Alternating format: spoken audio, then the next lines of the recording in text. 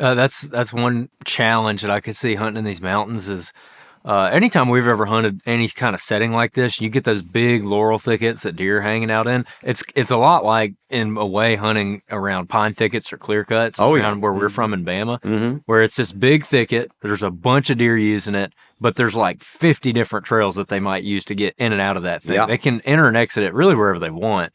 And you mentioned earlier that you've wasted a lot of time chasing buck sign because a lot of it's made at night. So for you, are you just trying to find the heaviest, most beat down trail coming out of that laurel thicket and then throw a camera on it and see what's going on, or what? Yep. And the thing with that though is, in the mountains you don't see trails like that very often where they're really beat down. Like, it's very common on a side of a ridge. Deer will walk around a ridge like this on the side. It's not at all unusual to have a trail every 50 yards down that ridge. Here's one here and here's one here. Almost like topo line. Yeah. And you're like, which one? And they'll all look about the same, like they're being used about the same. That's where the cameras come in. And matter of fact, going back to my early days, something that's really archaic, I used to take thread and tie thread across trails and then come back a day or two and see if it was broke. Because I didn't, there was no other way. It's for trail cameras. And then you didn't know what kind of deer it was, or even if it was a deer. Could have been a bear, could have been something else. But that was how I started trying to determine which trails are being used. Of course, the cameras make that so much easier. But it's very rare that I find a trail that's just tore up. And another thing, a lot of times the same group of deer don't always come out on the same trail every day. I've seen days, and here's a little example, just something I happened to notice last year. We had a drought last year. It was hot, very hot, no rain. Matter of fact, I saw creeks that have had water in them for the last 40 years go dry. But last year I would notice sometimes the deer would come out of the thickets instead of coming across this trail where I was hoping or inspecting. They went down because there was a water source. And I think they were hot and they left their bed and went down to get water first. And then by the time they worked their way around, it was dark. It was too late. I didn't see them anymore. And that was just a guess I made, but that's what I think they were doing. Mm-hmm. Because down there, it was basically a dry creek, but there was a spot where it had formed a pool, and there was still maybe 2 inches of water in there. And there were tracks around that like crazy. And the problem was I didn't really try to hunt it. It was down in a ravine and almost impossible to beat the scent. It gets in there and just hangs around, Yeah. And every time I've tried to hunt those ravines, I usually get busted. We grew up hunting trails in Alabama. My mentor, Ben George, that was his big thing.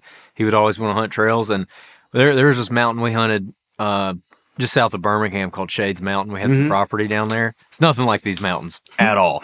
But you would find trails just like what you're talking about. On the very top of that mountain, there's a thicket. And then going down the face, you'd find a trail. And then you go down 50 feet, find a trail. And I would ask Benny about it when I was a kid. And he'd be like, oh, they don't start using that trail till November. Or, oh, they only use that trail at night. And he knew all these trails. Oh, wow. And so I was wondering if you found... No, I'm not that good. No. If I knew that, I'd have a whole bunch more bucks on the wall. No, I have to go by trial and error. Other than, like I was saying about with the water, where those deer were coming out, instead of using this trail coming towards my stand, they angled down the ridge. They used that. I think that was because of the water situation. That was a unique situation for that season. Mm-hmm. But no, I can't really say that I could... I can't really say that I'm good enough that I could pick the trail and the season he's using it. No. Mm-hmm. So when you're talking about exit trails and entrance trails into these laurel thickets, are you mostly focusing on trails coming in at a certain side elevation? Like they're not necessarily dropping or coming out of the top of the laurel thicket if it's on the side of the ridge? Yeah. Or coming out of the bottom, it's more so out of the sides? Yeah, they tend to walk, and I think it's just because they take the path of least resistance. It's a lot harder to walk straight up or straight down. So they'll angle. Yeah, they'll usually angle. And that's also where terrain features come in. A lot of times, if you have a saddle or like, say, a bench or the change, like a lot of times the ridge will be real, real steep, but they'll have another finger ridge off of it that's not as steep. They'll travel that to end up at the same destination, but an easier way. Okay, so you got to kind of look at that, yeah. But very rarely do I see one go straight up or straight down, unless he's scared and he's running from something, you know. Now, while we're talking about bow hunting, and we're kind of on the topics of trails, how do you typically try to set your stands up in some of those spots? Like if you get evidence from trail cameras or based off sign that you think there's a buck coming through here and you're trying to kill a buck, before gun season or muzzleloader season opens here in November, how are you trying to position a stand? You said you like to be close, you want to be close to the thicket, but are you typically trying to be just below the trail and climbing up? Are you dropping down lower in elevation, shooting eye level? Are you getting above the trail? How do you like to position yourself? That's a wide open question. There's so many there's so many scenario variations there. So first thing, if I determine a spot that I think maybe I can get a shot, first thing I'm going to do is I'm going to try to pick 2 or 3 stand trees because of wind. Okay. Now, typically in most areas you have wind that's kind of normal wind for an area, but that can change any day, right? With storms and fronts and things.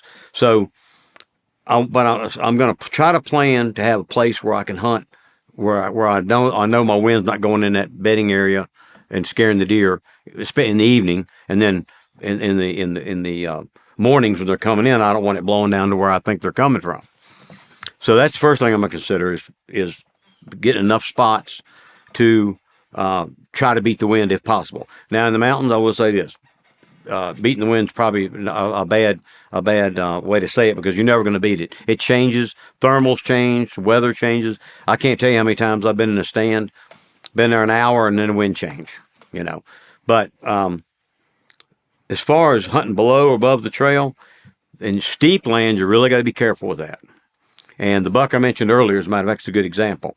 When he came and approached over my left shoulder, I was expecting him here at 12 yards, but I was way above him because of the steepness of the land. When he came right here, he was eye level with me. Okay, so if possible, I try to be above the trail just for that reason. If I have to be below the trail, I'm going to try to pick a tree that's got some cover. Especially what I really like is if I can find like 3 trees together, something like that, or at least a tree with another one growing in front of it with some leaves on it. To get hidden, because elevation it really changes the way you hunt. And especially if the animal's way above you on the ridge, he's actually looking down on you. And if you get caught moving, and one of the little things I do for that, I carry camo netting. It's real light. It's 4 foot by 12 foot long, and it doesn't weigh but a few ounces. I stuff it in my pack. A lot of times when I set up a tree stand, if I have an area above me I'm worried about a deer, I'll string that netting up. I have some clothespins, and you figure out ways to hook. You can hook it on a limb, this and that. But a lot of times I'll have that actually above my head when I'm sitting in the stand, so that if I get frigidity, a deer up there sneaks in on me, that hides me. And that's a little trick I do that helps a lot.